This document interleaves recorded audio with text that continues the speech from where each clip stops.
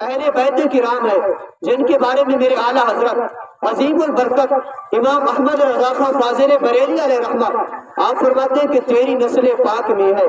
تیری نسل پاک میں ہے بچہ بچہ نور کا، تو ہے عین نور، تیرا سب گھرانہ نور کا۔ پیارے مصطفیٰ کریم صلی اللہ علیہ وسلم کی اہل بیت کرام میں سے حضرت علی کرم اللہ وجہہ الکریم جن کی ولادت باسعادت اسی ماہ مقدس کے رجب شریف کی 13 تاریخ کو آپ کی ولادت باسعادت ہے۔ کون حضرت علی کرم اللہ وجہہ الکریم جن کی نماز عصر قضا ہو، سورج ڈوبا ہوا پیارے مصطفیٰ کریم صلی اللہ علیہ وسلم کے اشارہ کرنے کے ساتھ واپس پلٹ آئے۔ کون حضرت علی کرم اللہ وجہہ الکریم جن کے بارے میں پیارے مصطفیٰ کریم صلی اللہ علیہ وسلم کی احادیث مبارکہ ہے۔ فرمایا عن ابی الحمراء قال قال رسول اللہ صلی اللہ علیہ وسلم من اراد ان ينظر الى آدم في علمه وإلى نوح في فهمه وإلى إبراهيم في حلمه وإلى يحيى بن زكريا في زهده وإلى موسى بن عمران في بطشه وفي رواية آخر وإلى يوسف في جماله فلينظر إلى علي بن أبي طالب۔ حضرت ابو حمرہ رضی اللہ تعالی عنہ سے روایت ہے، وہ فرماتے ہیں کہ قال رسول اللہ صلی اللہ علیہ وسلم، پیارے مصطفیٰ کریم صلی اللہ علیہ وسلم نے فرمایا من ارادہ ان ينظر الى آدم فی علمہ،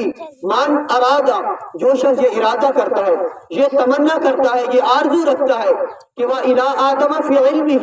کہ حضرت آدم علیہ السلام کے علم کو دیکھو، وَإِلَىٰ إِبْرَاهِيمَ فِي حِلْمِهِ حضرت ابراہیم علیہ السلام کے حلم کو، بردباری کو دیکھو، وَإِلَىٰ موسیٰ بن عمران فی بطشہ حضرت موسیٰ علیہ السلام کے جاہ و جلال کو دیکھو، آپ کے جلال کو دیکھو کہ آپ کے اندر جلال کتنا تھا، وَإِلَىٰ يُوسُفَ فِي جَمَالِهِ اور حضرت یوسف علیہ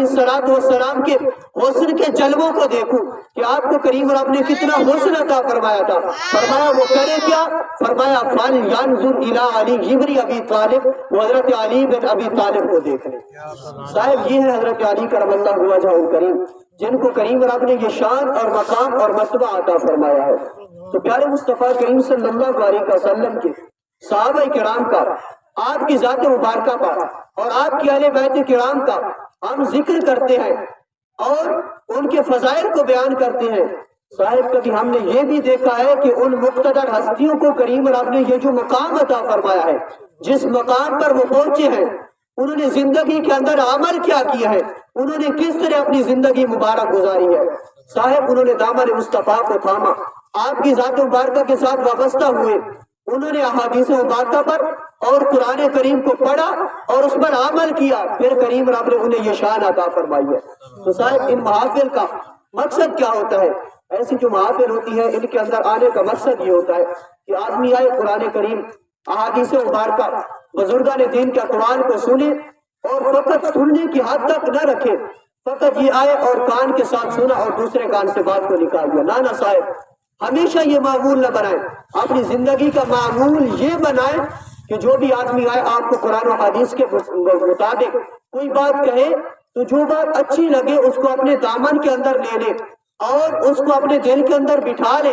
کہ یہ بات قرآن کریم کے مطابق ہے، یہ حدیث مبارکہ کے مطابق ہے، ہم نے اپنی زندگی اسی طرح گزارنی ہے۔ صاحب ہمارے معاشرے کے اندر آج ذلت و رسوائی کیوں ہے؟ آخر اس کا سبب کیا ہے؟ ریزن کیا ہے؟ صاحب سبب یہی ہے کہ ہم نے دامن قرآن کو چھوڑا اور نماز کا دامن چھوڑ دیا۔ نماز ہمارے ہر گھروں کے اندر نہیں ہے، قرآن کریم کی تلاوت ہمارے گھروں کے اندر نہیں ہے، جس کی وجہ سے اولادیں بگڑ جاتی ہیں، بچوں کی اچھی تربیت نہیں ہوتی۔ حضرت امام حسین، امام علی مقام حضرت امام حسین رضی اللہ تعالی عنہ آپ کربلا کے اندر تشریف لے کر گئے اور اس وقت کتنا مشکل وقت تھا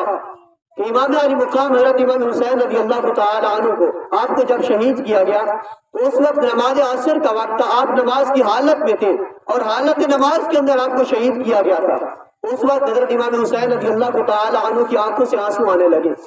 تو ان بدبختوں نے یہ سمجھا کہ امام علی مقام رو رہے ہیں خوف کی وجہ سے، لیکن آپ نے کریم رب کی بارگاہ میں دعا کی کہ اے رب کریم میری نماز عصر قضا ہو رہی ہے، پوری زندگی ہم نے باجماعت نماز ادا کی ہے، آج نماز تو پڑھ رہا ہوں لیکن تنہا پڑھ رہا ہوں، آج میں نماز جماعت کے ساتھ نہیں پڑھ رہا، لیکن قربان جو پھر کریم رب نے کیا شان عطا فرمائی، کریم رب نے فرمایا کہ اے حسین پریشان ہونے کی ضرورت نہیں ہے، تم نے گھر کے اندر بھی نماز پڑھی اور سفر کے اندر بھی نماز پڑھی، جب مکے کے اندر نمازیں پڑھاتے رہے تو آپ حاجیوں کے امام تھے، اور جب مدینہ شریف کے اندر آپ نماز پڑھاتے رہے تو وہاں پر صحابہ کرام کے امام تھے، لیکن قربان جو جب کربلا کے اندر تشریف لائے آپ نے وہاں پر نماز پڑھائی تو آپ فقط انسانوں کے امام نہیں تھے، بلکہ اس وقت آپ کے پیچھے جنہوں نے نماز پڑھی وہ رب کے رحمت والے فرشتے تھے۔ صاحب یہ ہے امام علی مقام حضرت امام حسین رضی اللہ تعالی عنہ، جنہوں نے اپنی زندگی پیارے مصطفیٰ کریم صلی اللہ علیہ وسلم کے دین کے ساتھ گزاری ہے اور دامن اس مصطفیٰ کے ساتھ وابستہ ہوئے تو پھر کریم رب یہ شان عطا فرماتا ہے۔ صاحب اس لیے اپنی زندگیوں کے بدلے آئیں، دامن مصطفیٰ کے ساتھ وابستہ ہو جائیں، در رسالت پر آ جائیں، قرآن کریم اور حدیث مبارکہ کے ساتھ وابستہ ہو جائیں، قرآن کریم کے مطابق زندگی گزارے، یقین جانے زندگی کا سکون ہی کچھ اور ہے، دین کے ساتھ زندگی گزارے اس کا سکون ہی کچھ نرالا ہے۔ تو دعا ہے کہ اللہ کو تبارک و تعالی ہم سب کو صراط مستقیم پہ چلنے کی توفیق عظیم عطا فرمائے۔ اللہ کو تبارک و تعالی ہم سب کو قرآن کریم اور احادیث مبارکہ کے ساتھ زندگی بسر کرنے کی توفیق عظیم عطا فرمائے۔ آمین وآخر دعوانا ان الحمدللہ رب العالمین۔